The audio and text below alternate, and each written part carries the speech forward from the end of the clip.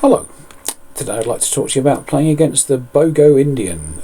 It's a funny name. It's named after Yefim Bogolyubov, the great Ukrainian-Russian grandmaster who played Alekhine a couple of times for the World Championship. He was famous for saying, when I'm white, I win because I am white.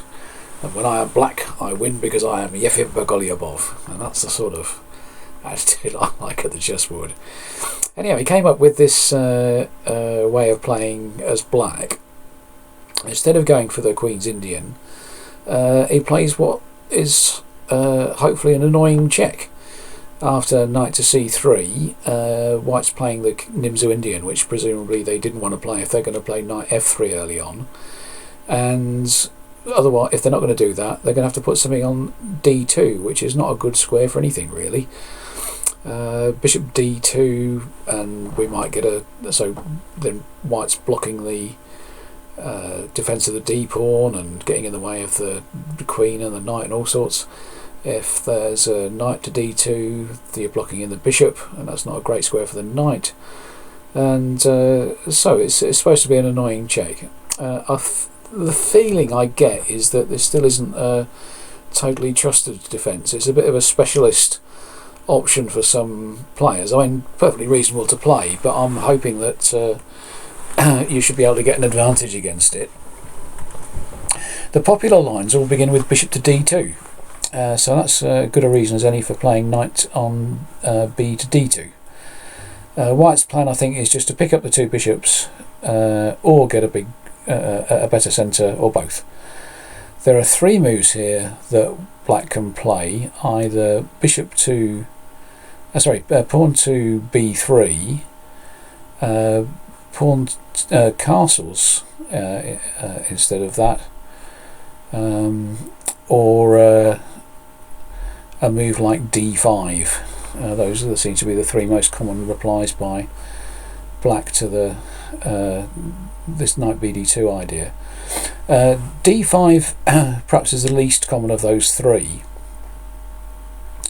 and after d5 the strongest line, which I think you're just going to have to learn, but queen a4 check to force knight to d6, c6, and now black just doesn't have their pieces on the sorts of squares that they should. The c pawn should be free to develop and open a file at some point. This isn't a very comfortable setup for black. Black can also say it's not perfect for white, but white has the easier game here. So a3 now, and we've got a choice for black, either to play takes the knight or bishop to e7. After something like bishop to e7, just e3 castles, and now how are you going to develop your so we play e3 in order to get castle the cells. How are you going to develop the queen's bishop? I guess that's going to b2. So if you're going to play b3, the queen is cut off. So here, queen c2 first, and then we can play b3.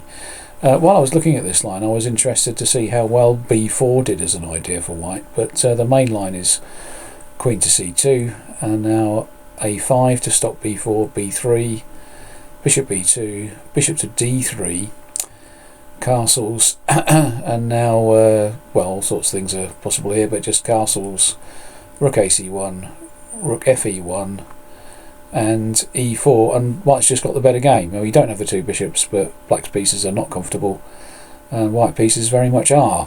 I'll put a complete game in the notes for you.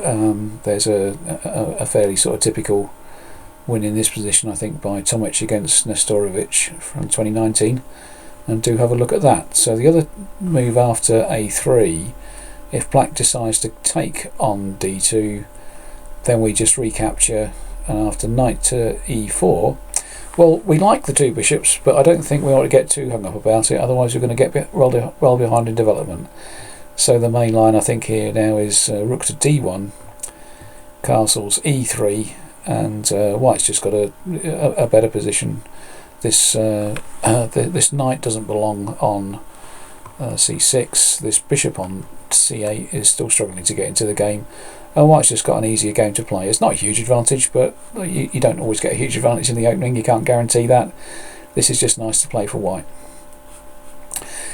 Castles is the older line after knight bd2, and now again we'll just play a3, ask the bishop what it's going to do, and now if it goes back to e7 we play e4, and I think you can already see this is an okay position for white.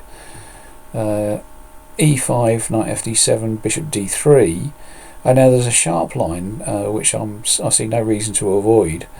c5, h4, so white's now got some ideas of playing bishop takes h7 check and knight to g5. Normally if black's got control of g5 that doesn't do well, but because your rook's on h7, knight g5 check, takes on g5, takes on g5 with the h pawn is another check, and white's doing quite well out of that. So black decides to play g6, and now h5 is sharp. Black has to hit back in the centre with something like c takes d4, queen c2, and I think black's going to just die horribly if they don't play knight to c5, takes on d5, takes on d3, takes on e5, and this is just more comfortable for white, I think. We're temporarily a pawn down, but I don't think that's going to matter too much. Knight e5, rook so bishop h6, and now all sorts of things are possible here. Just an example game very quickly, bishop to g5, and now if black steals another pawn, we'll take, play f4, and you've just got quite a strong attack here for white, even though your own king is misplaced. This was a correspondence game where white obviously kept the queens on, queen h4, and the black attack is just too strong here. Rook h on f1, and white's going to get through with a move like h takes g6.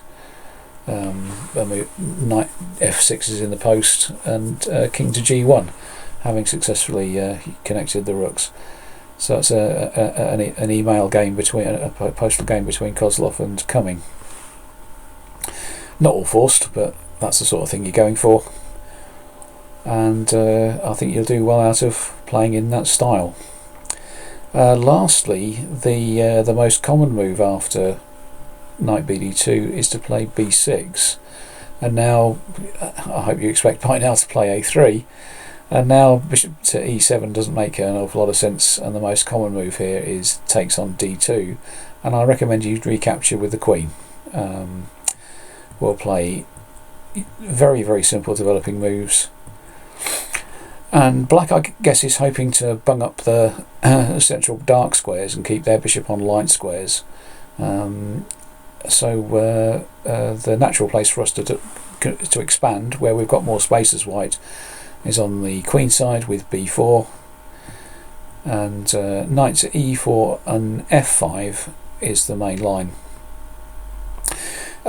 Bishop b2 here is a reasonable treatment for white. I mean, just that stops black playing e5, and white's got a perfectly reasonable game here. You can play knight to d2 and f3, chase the knight away, I'll get it swapped off, then you just got more space, better position, no problems. The sharp line actually here, instead of playing bishop to b2, you can play here d5, and with cutting off the black knight, and a typical continuation here is to play e5 now for black. They never I'll say never, I can't find any games on my database, a position where they take on d5, but so we better go back and have a look at that later just to see why they don't. But e5, knight to d2, takes, and now again you just got a better position here. You've got two bishops, more space, and black's bishop on b7 looks rather sad. An example game in this position from recent years, again not a top grandmaster game, but I think a fairly typical one. Black hopes to make something of their space advantage on the king side, play queen to h4, but white's not going to have that and hits back with f4. Black goes back queen to e7, obviously because the things are starting to get unstuck. Bishop to d3, trying to tempt the pawns forward, and now if the pawn goes forward to e4 for black, then the long diagonal becomes very weak. Black has no dark squared bishop to oppose white's dark squared bishop, and if that bishop on d2 starts to become alive, black will be more or less lost.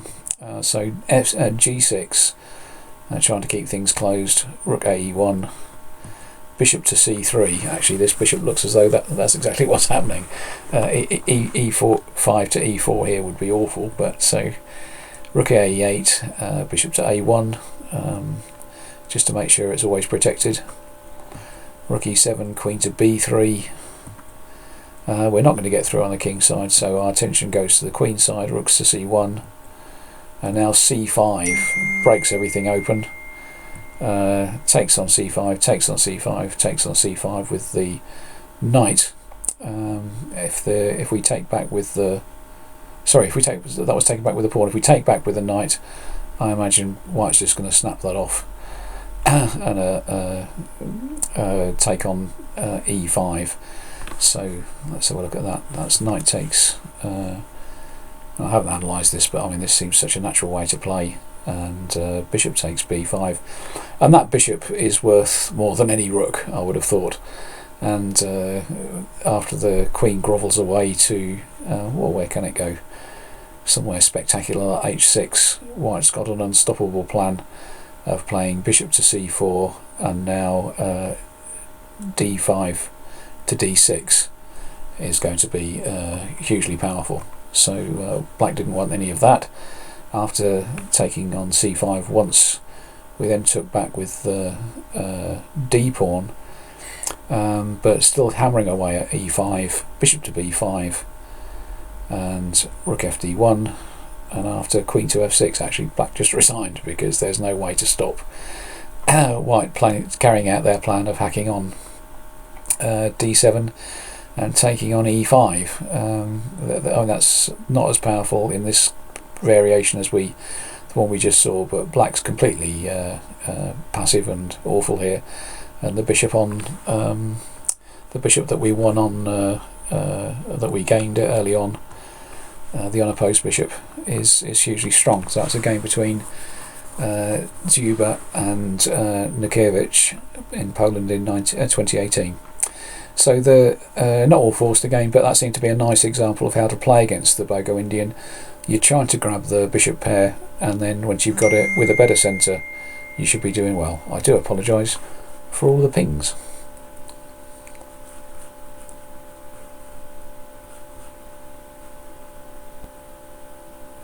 I also promised to go back and look at the position after d5, and I said, well, black never takes on d5. I actually did find a couple of games where they took, but having seen the last game, perhaps you can better understand why black wouldn't want to take the pawn. After e takes d5, bishop takes d5, what's happened now is that this long diagonal has opened up, and really that's worth a pawn. So that we've got a if the bishop comes to the b4 at the b2 square, then there's this huge diagonal opening up, and this is going to be very strong for white. Just one very quick example again. And actually, in fact, in this position, white played knight to d4, another advantage of having these extra dark squares in the centre. Queen f6, bishop to b2. Goodness knows why the queen wanted to go to f6, but trying to create some trouble on the king side, looking at g2, I guess, with the bishop and the queen coming to this square. Looking at this square, so f3 chases the knight away, and white's in very good shape here.